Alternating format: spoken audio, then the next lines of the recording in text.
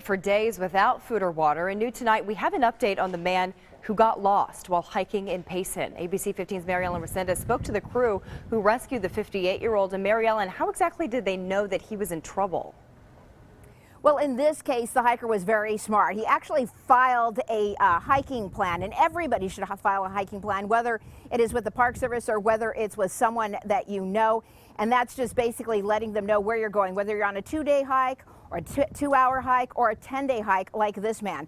The other thing that they suggest, especially if you're hiking alone, put a sign in your window that basically says where you're going and what time you left. This helps rescue crews, if anything should happen, be able to back time exactly where you might be on that mountain.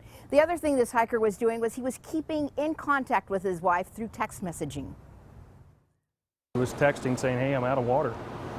So when he didn't show up at day 11, his wife hit that trigger point and made the call.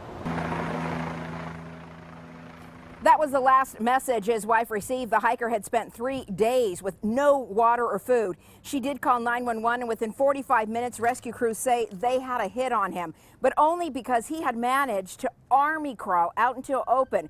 And by that time, crews say he was near death. They detected his hand. They saw a figure on the ground, and it broke up a pattern. They weren't 100%, and then they saw him move, so they knew that he was alive. You look at it in his condition, the terrain he was in, the isolated area that he was in, it's easy to get there from here to say that he wouldn't be with us today had they not found him. That hiker was flown to a nearby hospital in Payson in critical condition. He was released this morning, traveled down to Tucson where he lives, and we understand that he is recovering tonight. Now, coming up at 6 o'clock, we're going to have more tips on what rescuers should say you should do if you're heading out for a hike. And again, it doesn't matter whether you're on a 10-day hike or a 2-hour hike. These are things that you really want to heed. We'll have that coming up at 6 o'clock.